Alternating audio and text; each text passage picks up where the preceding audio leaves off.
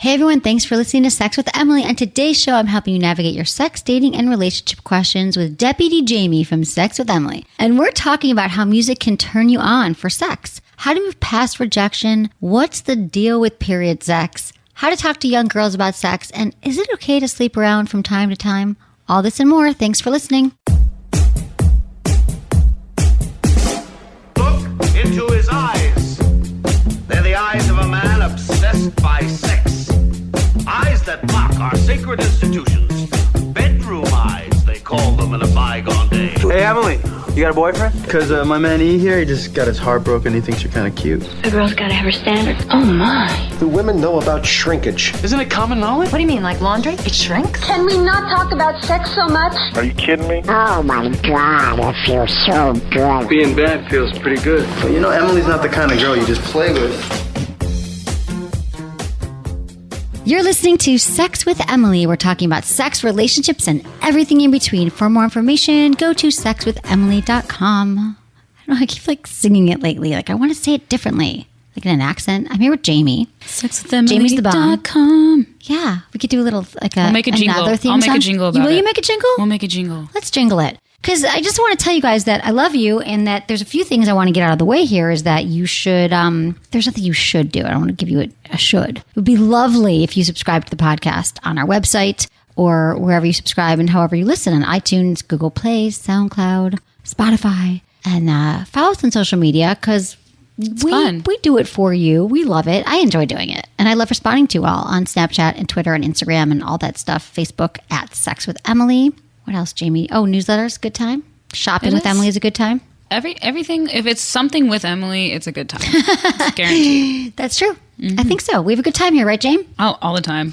Jamie is not working here full time. Indeed. Right? So, and you've been here how long, Jamie? People don't know. Let's refresh. Okay, let's refresh. Who are you, Jamie? Let's go back on my Sex with Emily journey. Okay, so. Who are you? I started as an intern back in October of 2015. Which is crazy to think is like a year and a half ago now. I feel like I've been here forever, but also I've been here for like a month at the same time. Because it's just like the time. Fresh. It's fresh. It's always fun. It's always new. Like I feel great coming into work. Like I feel happy. I feel We're like I'm still in the honeymoon phase. We are still in the honeymoon phase. I know. I love that. Because it should be over by now. I know. But well, we can spice it up before that happens. No, we're doing well. I don't think we have to because you still love it. That's great. Well, I love having you here. And it's amazing. And thank you for joining me today because you know all this stuff. We can help people with their emails, their questions, talking about sex. And we've had a lot of interesting discussions here lately. Well, we do every day. Yeah. I have to say. There's a lot of good stuff that's been coming up lately. But going back to your year and a half here, before we get into some of the more recent things, what would you say, if you had to, has changed the most about your sex life or your views around sex since you got here? Like where was Jamie a year and a half ago and where are you now? Well, And you're how old? Did we talk about it? Your age? Well, I'm 20. Know? I'm 24. When I started here, it was a little bit before my. I guess that would be. I'd be a little bit before my 23rd birthday. So I was 22 when I started here. I thought I was doing pretty well, like in the sex game for myself, and then I realized I was not doing too well. I was doing all right, but like What do you mean? I'd never used lube before. It literally changed my life. It was just like if someone. How did it change? How did you? People are like still maybe if they're listening, they don't really get it how it changes you. Because well, first of all, okay, for my thing, I don't I don't naturally stay very wet all the time. Like sometimes Nobody does. Sometimes I'm good to go, but sometimes I'm not, and I'm okay with that. But at the same time, it can be a little like nerve-wracking when there's nothing around to help you and you're just trying to put like a dry dick into a dry vagina. It's like not, that doesn't even sound, does that sound fun to anyone? No, it doesn't. And then I just honestly, I don't like it when a guy spits in his hand and uses that. It's just, to me, I'm like, so you're just like, what is this, a spit shine like on my shoes? Like I don't, like it just doesn't, and I'm like, okay, like yes, you guys like saliva during blowjobs and all of that, of course, but it's like I'm like spitting into my hand and like just rubbing them together and like, all right, I'm gonna give you a hand job now. Like it's like that's not attractive. It feels gross. There's like there's stuff, there's bacteria in the mouth. Exactly. And you can transfer. And people think like, oh no, I'm fine, my mouth. No, you're not. And it's literally makes you like kind of wet for 1 second, and then you just have to, it just doesn't work. The thought of a guy doing that. I mean, I actually had that recently, and I was like, what? You don't know about the lube? Luckily, I had some on me, but you're right. It is a game changer. It really is. So now... To lube. So yeah. Pounds of Joe lube probably in your house. No, exactly. All different kinds. Love the watermelon. H2O one. That one is so good. It tastes and smells amazing. So good. But that really was a game changer for me. Game changer. Okay. And then also I just started honestly masturbating so much more because of this job. And like now, it's your job. Oh, it is your job. It kind of is. And because of that, I used to not be able to orgasm through penetrative sex, and now I can. Wow. Okay, wait. That was since you started here, and what do you think that... Because I learned to like actually like ask for what I want, like be more verbal. Because before it was kind of like, I mean, I always enjoyed sex. Like I really liked sex a lot, but I'm also like, I'm as much of like, I like to give a lot. So as long as the other person is like really into it, as like the more that a guy's into it and into me, the more I'm into it. Right. So, and then once I like started like really figuring out how my body works, and I was like, oh my God, so like, wait a second. This is also really hot for them too, getting me off, like actually getting me off. Right. So I was just like, this is great. And like just learned how to, like using the different toys, like I learned how to like just orgasm quicker. So now I know how to move. So when is it typically when you have an orgasm during penetrative sex? Are you on top? Yes, usually. But also, ooh, tell me. Also, I found if I use like 2 pillows and really prop up myself during the missionary position, that I can orgasm that way too, and it feels really great. That's amazing. It's the pillow trick. It's the People pillows. Don't realize your pillows are right there, and they are. It's such a great sex hack using pillows. Like shove it under your butt. So many women do need that extra arch. We need that extra lift, and it's comfy. It's pillows. Comfy. That's great. You learned. Were you so happy the first time? Oh my God, yeah. It's great because a lot of women. It's not for not every woman can, but I believe that if you put some work into it, you can. It is possible, and I mean, like I said, like I thought before, like I had never experienced it before, and I thought I'm like, it's just not going to happen for me. It's just oral sex or nothing, you know. And then I proved myself wrong with nice tips from working here. Oh, that's awesome. And Jamie's got a lot of great blogs on the site. You can check them out as well. Yeah, definitely. There's all your writing and all your hard work. A lot of great content, not just from me, but from all of our writers. True. There's great stuff. And just literally just type in anything that you want to, like, threesomes, polyamory, swingers, oral sex, dildos, whatever you want. Just type it in, and there's going to come up with, like, at least 10, if not, like, more results. 12 years of stuff on the site, of material for you to all have better sex. Yeah, so if your question, you feel like it never gets answered, you might just have to look a little bit harder. Right. It's there. We try to get to all your questions. We do. We really do. And today we get to most of them. We do. There just Jamie might gets be a them. few. Jamie reads them. Yeah, it's true. I read them. I read them, so you can always give a shout out to me when you're writing them, if you'd like. Yeah. Say hi, JJ. Okay, let's get into a little bit of sex in the news here. Yes. Okay, science. We like science sometimes. Music turns you on in the same way as sex and drugs. So we know intuitively that sex, drugs, and rock and roll provides pleasure in most humans, but why? So there was a study that came out that said the same brain chemical system that gives humans pleasurable feelings associated with sex and recreational drugs also relates to music, which I find that too. Like sometimes you start having sex, I'm like, oh, should I get up and get my phone and turn on? I have the whole speaker system in my house and I forget to do it. But I feel like it's the kind of thing with music that get in the habit of just even playing music when you get home from work at the end of the day and you have music playing, it does lift your spirits. It lifts your mood. And then during sex, I feel like it kind of drowns if you have trouble focusing during sex, which a lot of us do. It kind of just, there's some kind of intimacy to music, to listening to music, to having that be the only thing that's going on and with you and your partner. And you're like, that's, I don't know, blocks everything else out. It connects you. Yeah, definitely. Like there are certain songs that you hear and just hearing it, you get a feeling throughout your body. It's like there's a certain rhythm that a certain song will have that you can like focus on. You're like, if you were having sex at this moment, it would probably be like super powerful and explosive. Like it would be probably super awesome because you can focus on that rhythm, and maybe that rhythm could help you get to where you need to go. That's true. That's like when you're saying, like drowning out all the other distractions. Yeah. Like it gives you that kind of repetitive thing. Like, right. So pick a long song. Find a sexy long song. Right. Or several. Make a playlist. Make a sex playlist. But don't call it sex playlist because, well, if you're dating, I used to get upset when I was dating a guy who was like, sex playlist. I'm like, did you think we were going to have sex? I mean, I was younger. I was He was like, like, well, how I many was chicks? hoping. And I wanted to not have sex with them because it was called Sex Playlist. Right? Because it'd be But it like, was actually really good. So What now a- I wish I had it. right? I'd be like, so do you have a sex playlist for each girl? Like, is this Yeah. my personal sex with Emily I'm not playlist? special, right. Or is this like sex with every Rhonda, Jan, Exactly. and Karen? that Exactly. That's comes how I through felt. here? Preliminary studies have shown that music listening and performing modulate levels of serotonin, epinephrine, dopamine, oxytocin, and prolactin. Music can reliably induce feelings of pleasure. And indeed, people consistently rate music as among the top 10 things in their lives that bring pleasure above money, food, and art. And so it would make sense that it can also be the thing that kind of helps your sex life. I totally agree with this. I love this. You know, I do sometimes I get home, I'm just like, oh, I'm too tired to even get the music on, but it's so easy now with like a button. You just like listen to it on your phone. Yeah. So there's nothing in here about like, well, you should listen to hip hop or rap. I think it's just music that you. It really depends on your mood. Like, I mean, maybe you probably wouldn't want to listen to like folk songs or something, but you know, if you're into that, I like folk songs, but Go no, for that's it. what I'm saying. So I think that people also are worried they might be judged for just playing music. You could put on a mix. You could put on the whatever, like Spotify, when you put in a few artists that you like. It's so easy. And I think I'm going to go home and have sex tonight with music. It's really, I read that. I'm like, oh, I forget to do that. And I'm always happy. I also feel like people tend to go straight to turning the TV on or the movie on. So they can have something to look at that's not each other before everything starts to get going. Sometimes when you're having sex with someone or about to have sex with someone, it can be a little awkward to initiate and actually start it sometimes. So I think watching the TV or a movie helps you kind of like, we're not focused on each other, but we are. And then eventually you stop watching the movie and you get into it. But then like with music, you have to like talk to each other first. That's true. So that could be, I don't know. Yeah, do the music instead. I feel like that's funny. I pictured you like on the couch with a guy, and like all of a sudden he goes closer to you, puts his hand, or I think his hands on your boob. Like, should I touch her? And now we're going to make out. We all know what's going to happen. And you're dating right now.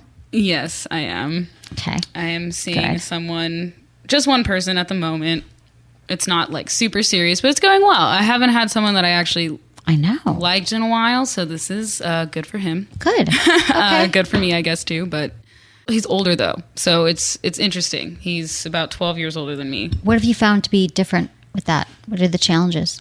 There are just, I guess, sometimes there are certain things, like he'll be talking about his past, and I'll be talking about when he was like, you know, like just something randomly like, oh, like I was in the 8th grade and this happened. I was like, oh, you were 14 and I was 2. Right. It's just weird, you know, Those to think kind of about things, right. sometimes. But you know? culturally, is there anything anybody But talks about? I and mean, you're like, there's maybe a few references. I mean, I like a lot of like older stuff than my generation because of my dad and stuff like that. that's So good. like, I do get most of his references, but there are some references that I'm like, what? I don't know right. what that At least is. you're honest about it. You're like, hey, I don't know what you're talking about. And you But- probably teach him a lot of things. as Yeah, well. but the thing that I thought was interesting is that Tell me. is that I kind of experienced this. I thought the sex was going to be like way different. And it's like, it's good. We have good sex. It's just, it's not as different than, you know, It's having sex with a 22-year-old. well, 28 maybe. Okay. Maybe not 22, but like, yeah, so it's just interesting. Like, Because you thought that he would maybe be bringing in some more tricks. you know, he would I just feel like he would like have come across things like before. Like he's never used a sex toy during sex. One time we were having sex and we were drunk, so that's especially time when I need lube. So I brought out lube, and he was like, he kind of reacted weird to it, like, "Oh no, don't grab that." And I was like, "Yes, grab that. I need that." Right. And so then the next day when we were like sobered up, I was like, "Hey, by the way, that's gonna be like a thing, so don't take it personally. I like it." And he's just like, "Oh, I mean, I don't even." He's like, "I think I was just drunk. I don't know." I'm like, "Yeah, whatever." No, Just I've letting had guys you say know, that too. I'm like, no. Like, because there is still, let's bring up the stigma. I haven't talked about it in a while because I feel like you are all on the lube train, but a lot of the attitude has been about lube is that there's a problem. We better bring out the lube from under the bed and, you know, it's back of the drawer or whatever, because it means that she's not turned on and there's a problem. And that problem is that he's not turning you on. He thinks like she's not wet because I didn't do something right, or she's not aroused. That's basically what it is. I think that you feel like there's a problem. Someone's failing, doing something wrong by bringing in lube. But the truth is, women can be very, very turned on and not wet, or they can be really wet and not even turned on. Yeah. And the thing about lube is it's not even like it's that kind of wetness. It's a different kind, and it mimics the different. natural. It feels different. It It mimics feels your really natural good. wetness. It does feel good. So that's what I want to say about that. Lube. Thank you, Jamie. Okay, Jamie, stay with me. Stay with me, girl. We're going to answer some emails. Thank you, everybody, for listening to the show, supporting our sponsors that help keep the show free. I love that you love them. And I love you. Jamie loves you. I love you guys. Thanks everyone for listening. We'll be back to answer your questions.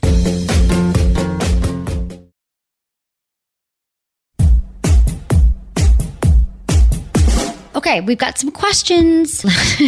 We're so glad that you guys have emailed us your questions. We love hearing from you. Jamie loves hearing from you. She goes through a lot of the questions, correct? I go through the emails and even the feedback. Even if it's not a question, I mean, we love the questions. We want to help you. But if you have feedback on the show, we like that. Like, right. Send it in. I love feedback on the show. I read them. If, I send them to Emily, unless it's like propositioning sex from her. Maybe if it's a funny one, I'll still send it to her, but Right.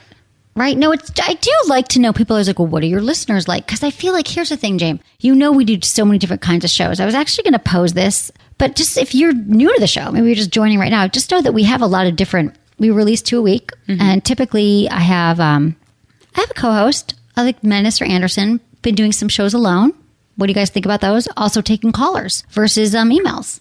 We're kind of mixing that up as well. So I just like to hear specifically how people feel about things, or if there's topics you want us to talk about. Yes. I feel like we cover a lot, but we're open. We love to hear from you. That's the point. We do. Okay, so if you want to send in your question, you can text me now. 797. Just text 797979. Ask Emily. One word, not ask space Emily. One word. That will not work. If you text Ask Emily, right back, you'll get a little form, and you're going to fill it out. Ask your question, send it in. It's so easy. You can also submit a question from the sexwithemily.com website on the interweb via the Ask Emily tab. And what else do you want to say in here is the, wasn't there another option? You can voicemail. Oh, voicemail. Right, but there's something else I was going to say. But yeah, voicemails, you guys. Leave us voicemails. 818-275-7931. As always, include your gender, your age, where you live, and how you listen to the show. Hello, Emily. Thank you for being you. I've had trouble asking women out, even though there are women that I like and care about. They do not act like they're attracted to me. The reasons I've come up with as to why I don't ask a single one of them out is that I only know rejection from my offers of relationships. Because of this, I take responsibility for these rejections, and I've dedicated myself to being the most attractive man I can be. I've made great progress in my efforts, and I don't want to mess myself up by facing another rejection. If I get rejected, what's the best way to cope with the rejection? There's a lot of rejection here, and move on. I'm trying to avoid having the rejection haunt me and force me to continuously ask myself what's wrong with me. Thank you, Chuck, 25, Los Angeles. Chuck, were you rejected? Just tell me. Okay, Chuck, here's the thing. The more that we even talk about, you're thinking of yourself as a man who gets rejected. You got rejected once, it sounds like. A few times maybe, like most men on the planet and women. And you're letting it plague you. It's like taking over your life because you just said rejection 15 times. Every time you write the word rejected, you are reinforcing that feeling and you're putting that out into the universe. Say what you will about all that stuff. And I believe in that. What you put out, you get back. Mm-hmm. So, Chuck, we got to change this whole women are going to, it sounds like you went through a really bad breakup, or a few of them, right? Yes. And that you can't get past it. And rejection's going to happen in life. But I feel like you have so much fear around it that you're not even letting yourself move forward and date. Yeah, the thing is, the human mind is really complex and is really interesting because you do have a way of willing things to happen. So the more you focus on this rejection or possible rejection from asking people out, the more likely it's going to happen because it's going to make you not confident when you're asking out these women. So you say that you've been working on your attractiveness, but attraction only goes so far. What's actually more attractive than your physical appearance is the confidence that you bring to the table. You got to relax. Rejection's going to happen, and it's not the end of the world. Not going to die. Not everyone's going to want to go out with you. That's just life. That's how things are. Right. Women get rejected too. Women go through the same things. It's just you have to know that if a rejection happens, it's not the end of the world. You're going to get over it. It gets easier every time. Exactly. And if you're confident in yourself, women are going to see that. And they're going to be like, oh, this guy's actually confident. And it seems like even if I did reject him, it wouldn't faze him. And that's going to intrigue them. So then they might not reject you. Right. I mean, here's the thing. You're saying here, Chuck, if I get rejected, what's the best way to cope with it and move on? I'm trying to avoid having the rejection haunt me and force me to continuously ask myself, what's wrong with me? Okay, there you have a choice. Chuck, you can replace that dating is easy. I'm going to ask women out. They're going to like me. I am a confident, happy male. You have a negative loop in your head. I can just hear it and it's going and it's going and it's really stopping you because you've worked on yourself. You said there are women you think that want to go out with you, but yet this unbearable, curse of rejection. And you're asking me, what do I do to not make it so hard? You just feel it. You accept it. And then that happens. Someone doesn't call you back. They don't ask you out. and you realize that you're still standing there on 2 feet, nothing's wrong, and you can just ask someone else out. And here's the thing. People reject people all the time, and it has nothing to do with you. Okay, let's say it was something that you did wrong. Let's say they're like, you know what? I really didn't like him because I don't agree with the fact that he works in finance, because guys who work in finance are boring. Let's just say that. I used to think that. Like, you're just about money. I'm telling you, I was like a finance guy. But here's the thing. She's doing you a favor. Let's take worst case here. She's doing you a favor because you're not going to give up your job. You love being a financial guy. And you guys, I'm just saying, I don't want to get a million emails. I love everybody in all professions. I'm saying when I was younger. So I'm just saying that it doesn't even, so like, if you're right, your biggest fear is like, I didn't pick her. I was late on the date, or didn't like what I was wearing. You were being you, Chuck. So let's say she rejected you because of who you are. She did you a favor, and you get to move on and find somebody who authentically likes you for who you are. How you deal with it is you just keep asking people out, putting yourself out there, and it gets easier too. You're going to realize like, oh yeah, she didn't call me back. On to the next. That's how it's going to feel. And also, you're in LA and you're 25. There are so many people in your age group in this area. It's a numbers game. Just keep asking people out. Yeah, keep asking swiping them out. Right, exactly. It's a fear. Fear is what's holding you back, and you're in control of that. Hi, Emily. My question is about a not so sexy topic. Periods. Ugh. I'm married, and my partner and I have been listening to your podcast. I've been really embracing our sexual relationship and taking it to a whole new level. Thank you for your podcast. It's really been helpful for me to find my inner goddess and prioritize sex. My husband and I have always used toys and have been exploring new, exciting ways to spice things up in the bedroom. The problem is, whenever I get my period, it comes to a halting stop. And what's worse is I am, for some reason, super horny around that time. I'm on birth control, so I'm wondering if that could be connected to hormone changes, or is this something most women experience? My horniness is so intense, more than usual for me, that I can get a clitoral orgasm from rubbing up against his leg with panties on. Ooh. It's awesome. My husband, who is always encouraging us to try new things, seems uninterested in sex during this time. And I'm thinking this is just one thing he doesn't feel comfortable with. Any advice on how to have sex without totally grossing him out? Thanks in advance. Emily, 24, North Dakota. Emily, this is a great question because a lot of women get horny during their period. You get those extra hormones release, and it's women all the time. I hear this. They're like, I've never been that person. I wish. I don't get particularly horny. I am. Really? Mm-hmm. During your period? I get really horny the day, probably the couple hours before it actually starts. And then like it'll start and I'll be like, oh, that's why I masturbated for so long. Right. But no, I think it's just, you know, it's one of those things. It's kind of like, hormones. Oh, like all this blood is coming out of you, but I'm going to make you super horny at the same time. Ha ha ha ha. Make you a what at the same time? Horny at the same time. Yeah, I know. It's like great. The one time a month that I can't do anything. But maybe, just maybe, because you say here that you think. Yep. So maybe, though, what it is that he just assumes that you don't want to have sex when you're on your period, or maybe that he doesn't really know how to go about it. He doesn't know what your flow is like, what's really happening down there. Maybe just try asking him, would you be down for this? Yeah, exactly. Ask him. Because I feel like that's exactly, Jamie, when I read this, I go, oh, I think. When you guys are making assumptions about your partners, which a lot of us do, and most of the time what we're thinking is not correct. But I think there are a lot of the things, let's just say this, of all the things we worry about, and we spend a lot of time obsessing about our partners. When we do a story check, hey, babe, I was thinking that you didn't want period sex with me when I'm on my period. What do you think? You could just check in with your partner. But I think a lot of times what we think is wrong. I got that same sense too. I mean, Emily, you guys are married. You're going to be together for a long time. If this is when you're horny, if I were your husband, I'd be like, bring it. So I think, just like Jamie said, he thinks that you don't want it. And so I think it's great to take a shower together. Maybe if you're feeling like, oh, I don't want to be all bloody, you might not want him to go down on you. I know some guys are like, yeah, day 2 of the period, not the first day, but they're like, I'll go down on you. So it's up to him. But sex, you throw a towel down and you have sex. I feel like most guys are pretty cool with it. Most guys are cool with it. And it's like a natural lubricant. It really is. See, okay, that's different than saliva. There's a lot more of it, and it's already in there. Exactly. So, you know, you're pretty much good to go. Yeah, I really think that this is your own thing, and if you maybe take a shower, just throw the towel down, you're fine. I think then you guys both jump in the shower after. Yeah. Oh, and clean off with sex in the shower, which is we're getting the sport sheets.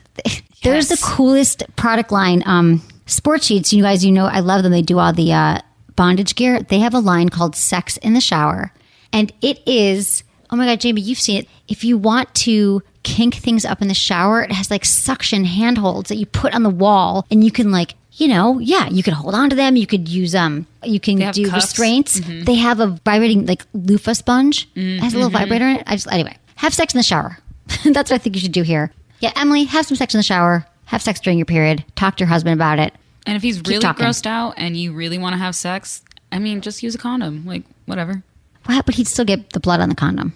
But true. That's not on his skin. But he might not want it right inside of him. Like, okay. Sometimes like, it gets up on their stomach. Oh, You know, the things blood's happen. on the condom. Oh, no. It's like, what, are you going to wash it and use it again? You're not going to do that. So. I think it's something that guys, okay, this is me. I really think that it's something that men get over. Maybe when they're younger, when they first see it, they're like, oh my God, like something died. And then they're like, oh, it's part of sex. Sex is messy. Sex is loud. Sex can be a lot of things, but it's sex. So I feel like get on board. I've Like, never had a guy have a problem with it.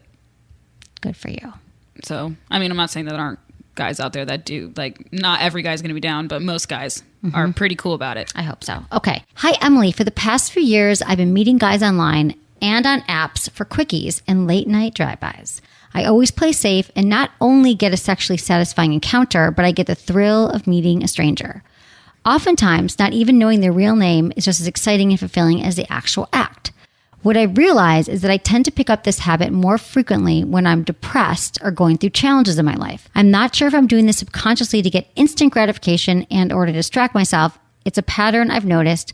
I'm not sure if this is an outlet I've created for myself or if I'm really just horny. Any advice? Jason, 28, Florida. Oh, Jason, this is a good one. I think a lot of men and women can kind of relate to this feeling of like, just wanting to meet up with as many people as possible and have sex with them and just kind of to fill our egos and to make us feel accepted. And then after we do it, we have this empty feeling that, this hole that can never be filled because you're saying that you get more depressed. So to me, I would think that it's just not really serving you right now. You tend to do it when you're going through a challenge in your life and you're depressed. So that's something that you're probably doing to numb whatever feelings, whatever fears coming up for you with what's happening in your life. And I just think that, there's nothing wrong with going out and having lots of sex, but if you know that it's to kind of numb these things, which you just brought up to me, which is really self-aware, Jason, I would say maybe it's time to slow it down then, especially if you regret, if it makes you feel worse. Yeah. I mean, that's really what it is. It's about checking in with yourself. And if you're noticing this pattern and like it's not really fulfilling you long term, like, yes, it's a thrill and it's great for them, but it wears off super quickly afterwards. And you're noticing it's only during these times, then maybe it is just like your vice that you've got that you need to fix. But at the same time, like if you're having all these encounters and you feel great and you don't feel bad after them, you're just kind of thinking it like, oh, is it just wrong that I'm having all of this mindless sex with strangers? Then, I mean, maybe it's okay. You just have to check in with yourself each time. Yeah. And it's okay too sometimes. I'm not saying you shouldn't do it, but yeah, it's like when it doesn't feel good, and this is for women too, when it doesn't serve you anymore and you feel like it's just making you feel worse and making you feel better, that's when you stop. But you constantly with casual sex have to really just keep checking in with you. And I've done that. I used to feel like I needed a lot of, I wasn't so much having sex with men, not that I haven't had random sex, let's be honest, but I would find that it was really just the validation, just knowing someone liked me or asking me out, or I'd be flirting even when I was in a relationship. But then you realize it's this hole that will never be filled by other people because it's really about loving yourself, which is a tall order, but it's a lifelong process. And it's the most important work you can do is figuring out like what part of you isn't feeling whole and work on that. So you become more confident and more self-assured, and you'll find that maybe you don't want to keep, or maybe you'll be like, you know what? I love myself. I'm awesome. And I'm choosing to sleep with all these women and it feels good. I hope you get to that place, Jason, where you just are comfortable with what you're doing. Yeah. No judgment. Exactly. Take care of you. Another email. Dear Emily, I love your podcast. I found out about it a few months ago, and it's been great to listen to while I'm in my postpartum recovery and my libido is lower. Listening to a sex podcast helps put sex on the brain and get me in the mood. I love it. I've been married for almost 5 years, and my husband and I have a fun, healthy sex life. I always hear women rave about how amazing girl on top positions are. We like to try new positions to keep things fresh, but I've never found a girl on top position that I like, and we've tried a lot of them. He's the only man I've ever been with, so I'm guessing it's an angle thing. When he's standing up and is erect, his penis is pointed towards his body. This makes any position where he's on top or behind me amazing, but it's uncomfortable when I'm on top.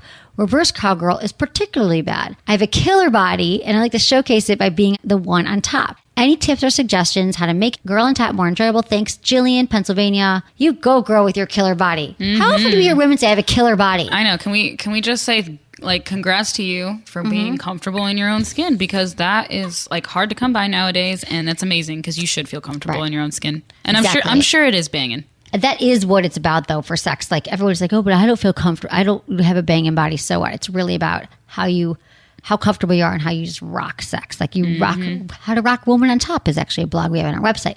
But this is what I'm thinking, Jillian. I think it's been a show title, too. Jillian, I'm thinking, first of all, a lot of men's penises stick straight up when they're erect. Yeah. Like, straight up or a little out.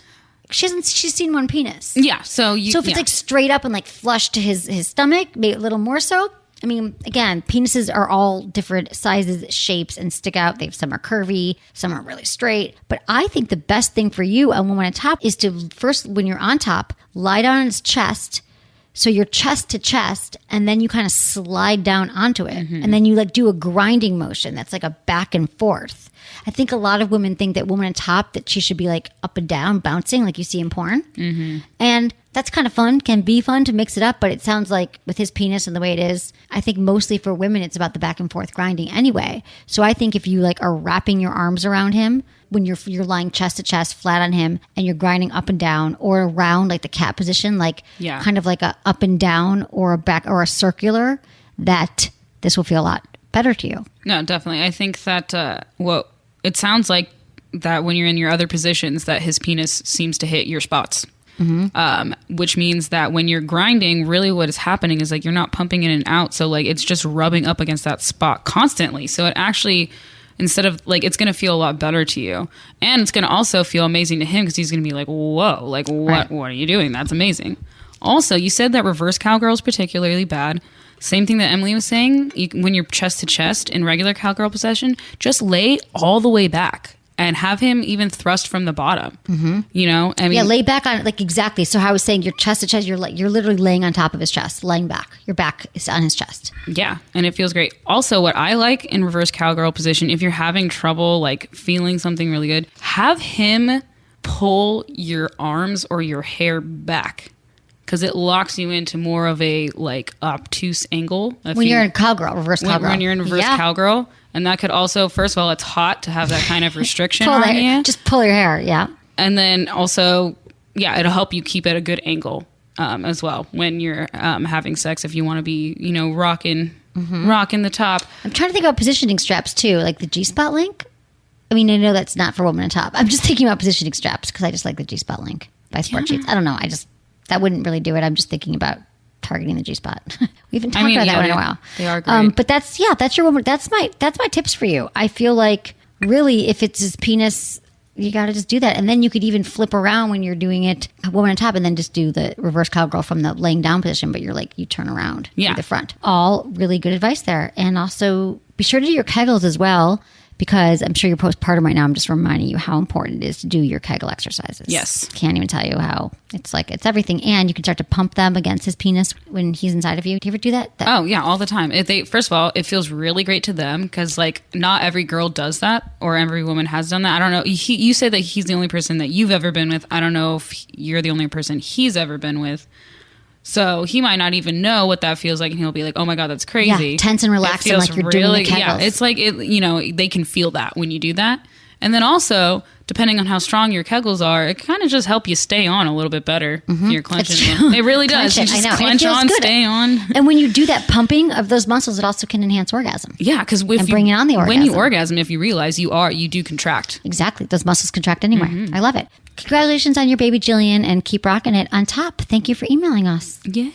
Okay, James, this is fun. I know. Thank you for being here with me. I've had a really good time. I always have a great time. I know. It's been awesome. And I'm glad that we just got some new toys in. You know that we are obsessed with the womanizer, and we just got the coolest, the to-go. The lipstick. It looks like a lipstick. And Jamie came in, she's like, I haven't left the house in 6 days.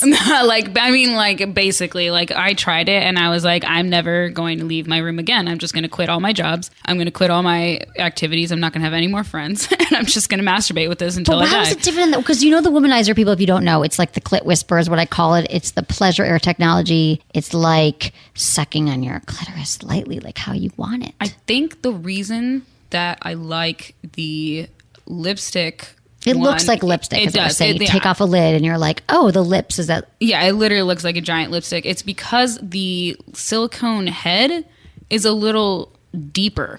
So it's I feel like you're more able to feel the kind of like pleasure air suction. And then also I've noticed, and maybe like, I don't know if I'm imagining this, but I'm pretty sure this is happening when it's happening. But because they added a little bit of vibration and it kind of adjusts. Like it'll get a little bit stronger for a second and it'll go down. Oh, is that one of the settings? I only use it on one setting.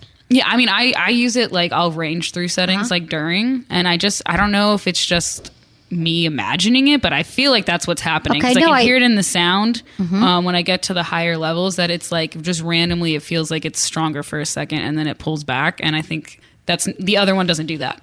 So I mean, I don't know. It was like amazing. When you're happy. I like when toys come in and we all love them and you're happy. Yeah, that's good. I loved it. Thank you great. for sharing that. Okay, Jane, anything else? Signing off. I think that's it. I'm just happy. I'm happy too. Thank you for being here with me. It's a great day. This is a fun show. Thank you for being here. Thank you for being an amazing part of my team. And thank you to Ken and to Lark and to Michael. And and everybody, thank you for following me on Instagram. Did I talk about this? Snapchat, Twitter, Instagram. It's all Sex with Emily. Shop with Emily on our website. Just stay in touch, you guys. Stay in touch. We love hearing from you. We got fun stuff. We do. So thanks for being in touch. Thanks for listening. Was it good for you? Email me via the Ask Emily tab on sexwithemily.com.